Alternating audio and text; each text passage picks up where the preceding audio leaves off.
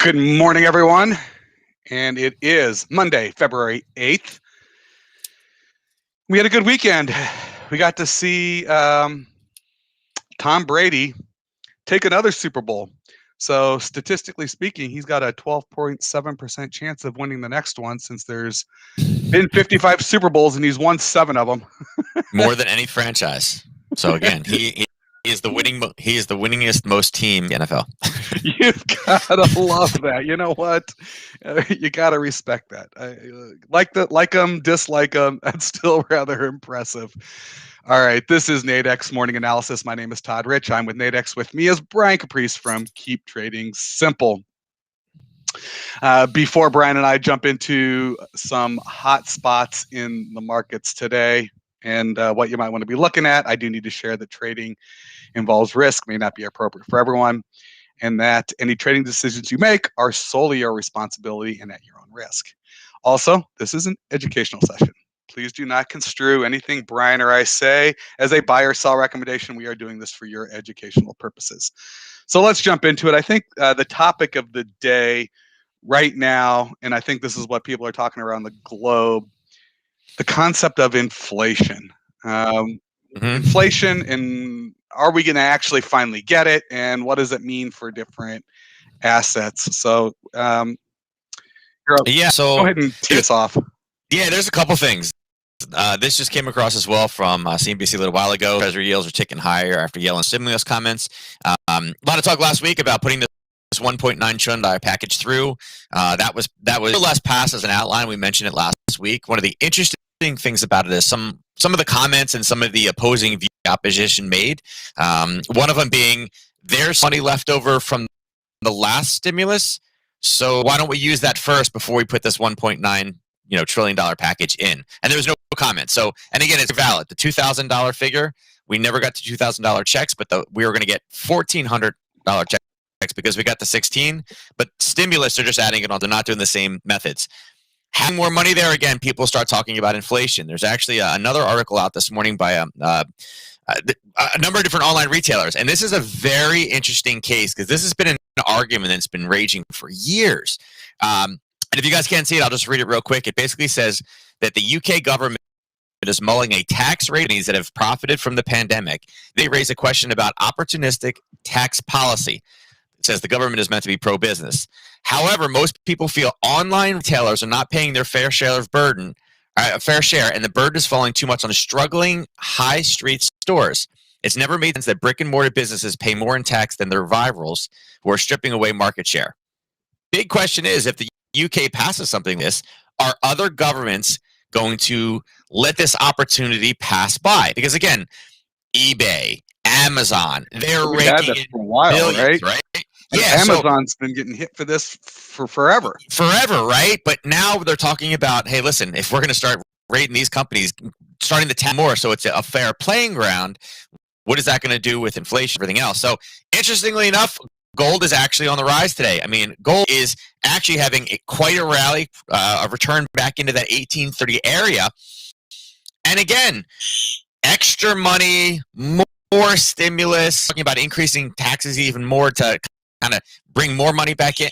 It's interesting. All this talk, we're finally hearing the word inflation come across headlines. And what we've said time and time again is as soon as inflation starts to talk, watch for gold to rally. And it's rallying. I mean, you can see that the turnaround, the drop from last week and the turnaround. So I mean, it's moving. So it is funny how it pushes to extremes. We've called this 1830 level for a long time. That was a support. It goes all the way back. We saw that Harry Potter come out of it, right? When it finally broke down. The 1825 one. Yep. Yeah, let me just draw. You know what? You use that word Harry Potter, and I like. When Nadex adds it, then we know I'm legit, right? I mean, this is what Brian's talking about when he says that, and I'm just going to draw it on here real quickly. It's when it breaks through a level, you see it rally back to that level, and then what is the Harry Potter? It's that lightning bolt, right? Right on his. It's the lightning bolt, yeah, the combination. Right on his forehead, and then boom. It went down. Now, oddly enough, it almost won. It almost did it again at that 1800 level. In fact, it did. Mm-hmm. You know what? It's Yep. actually worth drawing this. And by the way, I mean, I love showing you guys how we see this so that you can eventually catch this yourself. But here's that it comes through that 1800. We called that as that emotional level because it's that double zero. Yeah. People did a lot to push that through, right? Mm-hmm. And here it was again, came right back down to it. And now, um, where's my point to point? There it is. Boom. It took off. So Yep. not only on the way down did we have one, we actually had one on the way back up. And here we are at this right back at this magical 1830 number. Don't know what's going to happen here. The way to play this, I mean, there's some binary options in here if you wanted to, try to pick a direction and do it in a limited risk, limited reward way. I think our levels up above 1830, we used to have it up at 1860, and then I think it moved up to around 1870 at some point. But there's some upside here if gold starts going again. If they were able to wash out, if those shorts were able to wash out the people that were buying into it, maybe. Yeah. I mean, there's a minor level around 1845-ish. Between 1843 and 1846, there's a small level on the hourly that we have to look for. Yep. The way that I think is the play is to kind of, again, see if we start getting basing right now. We know we have sellers coming in right around the 18. Let me see, get the number here. We know we have an area of sellers and a big push to the downside. Yeah, exactly where your cursor is. So, again, we're approaching the U.S. Open. A lot of we're going to see this move in the overnight and say, hey, this could be good. This is it. It's moving finally. And again, we got to see what the reaction is. So a lot of times if we see basing here, that's where Harry Potter kind of a bounce away and then it pulls back to that level of basing and then goes higher. Just like it did here. Yeah. But again, it's an area that we need to kind of wait for that bounce, top or bottom, to make sure that we have the best opportunity for a profitable trade. Right. You just take it long now after a rally in price, that's kind of a bit dangerous. So again, we need a little bit more confirmation when the retail steps in 20 minutes. Now, just briefly, and because I think you and I were both talking about this, while gold is the play for inflation, that is the inflation play. Let's just mention something because it's not exactly taken off with it, but it's been in the news a lot lately. And that's this. I don't know if you want to say anything about silver. Yeah, I mean, we're seeing silver up a little bit, right? I mean, it had a great open last night and then pulled all the way back and came right to the gap on Friday, right? For those of you that know my Sunday night gap strategy, it literally did the Sunday night gap strategy in the overnight. So, since that time, it is also rallying, and you would expect it to rally back up again. The chart doesn't quite look the same. It had a little bit different of movement, and it will get drugged further. At this point, it is probably more on par with I'm trying to be like gold versus the Reddit story from last week or 2 weeks ago, I guess it is now. Nice big mountain. Yeah. So it's probably not the Reddit story anymore. I feel like that story is over and done with. And again, we mentioned the Amazons. I don't know. Maybe Reddit will turn on Amazon, and all of a sudden that could lead to an indices crash because they're big and evil. I mean, it's the whim is out there. I mean, they're looking for the next target, and I think silver's now past. And gold is just too big of a market. I don't think they'll attack gold. Interesting. So. Yep. All right. Let's talk about the dollar. Here, I'm going to flip it over to you. And the other thing is what's going on with the U.S. dollar. Yeah, so U.S. dollar, if we look right now, we can go across and, again, Dixie we don't typically trade, but you can see right now, pretty much, I don't know, since we opened, we've had the dollar, or the dollar index rallying higher.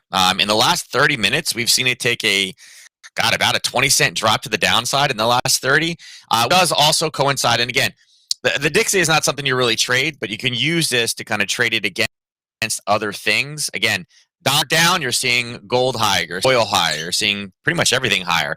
And if we go back across over into the currency realm, we can see that, say, in the euro dollar. Well, here's a 30-minute chart. You guys can see what happened. In the overnight, we had a push down from a very, very minor level of supply. It came back up and grabbed that Sunday night gap. And then the last 30 minutes, packet ship straight forward. It's been quite a mover on this one, going up about 24 pips. An opportunity in this one, probably, but again, we'll see what happens when the U.S. trader steps in. This may be some pre-positioning, drop back down at the 1960 level, kind of where we had that setup trade from last week. With the euro here too, the pound is a similar situation. The pound is kind of pushed all the way down in the overnight and grabbed the level. And really, over the last hour and a half, 2 hours, this one has also rallied about 20 pips higher. So, you know, it is interesting to see. And again, we've seen this the last 6, 7 weeks now. We come in Monday morning with a very strong, opinionated dollar, and then it And reverses it on us rolls. Tuesday or Wednesday. Right. Yep. And then it rolls. Yep. I was going to add, Yep. I mean, this is, you know what? I just want to kind of point this out. This is kind of, this is an hourly chart. Maybe if I backed it up to, let's just make it a 30-minute chart. It is kind of, I mean, this took off on Friday, right? I mean, we had a full V-shaped recovery, drifting down, drifting down, drifting down, drifting down in the European session, and then, I mean, this is a kind of an emotional spike back up. Is this 12? I mean, I know we've got this 1240 level. Is there something to be looking at here for the euro US dollar? Are we looking for this Yeah, I thing mean, to finally? it's a level that's been hit multiple times. I mean, just on that chart, and again, if we bring it up to you can do 60, 30, doesn't matter. It's an area that's been hit a number of times. And remember, the way the market works is there's only so many buyers or sellers in a specific area. Eventually, they're gone and it moves forward. Like I said, a lot of this spike has to do with Yellen talking about, the additional package earlier today. That wear off this morning at some point as people dissect it and the market absorbs it. And like I said, she sees this. It's like, oh, this is huge package out, dollar weakness, of course. But until it's actually officially out and we know all the details about it, it's just speculation. So again, that emotional response, because there is no news this morning. Right. This is all the news is a headline. So here the market has to react to something. Right. And that's what that's what everyone's glomming onto. Yeah, they're like, oh, wait a second. Oh, yeah, the stimulus package. Oh, more money. And like I said, it is a very important point to bring up. That again, there's still stimulus money and funds that have been approved have not been used yet. So now we have all this extra money. It's like, why are we printing all this extra money and just throwing it here, throwing it there? That's where the inflation hawks are looking. They're like circling, going, okay, there's an animal in here somewhere, right? When there's extra money to throw around, everybody needs it. It's just money for body. Yep. And that's kind of what it's looking like. All right. Okay. Well, with that, I'm gonna. Brian and I are going to be back tomorrow morning. Also, remember tomorrow, Brian does a full blown 45-minute to an hour session. I join him and we kind of really expand upon these concepts and we try to cover all the markets instead of just a couple of hotspots from today. But we'll look at what else is going on for the week. If you've got anything for Nadex, please email us customerservice@nadex.com. You got anything for Brian, email him support@keeptradingsimple.com.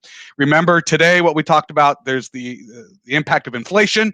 Really want to drive home, keep an eye on gold. It's at that 1830 level in gold. Definitely an interesting level for the euro US dollar, right there around 1240, 1250. Some interesting things that could go on there. A technical level, keep an eye on that as well. Brian, is there anything else you wanted to toss out before we call it a day? No, probably not today. I said Monday morning, we got to wait to see how that initial kind of roll goes. And then from there, we can look for pullbacks off the open. All right. Excellent. All right. Well, there you got something to look at for today. Definitely join us again tomorrow when we take a look at some other hotspots as well as do a full-blown analysis for the balance of the week. And with that, I want to wish everyone good luck in the markets.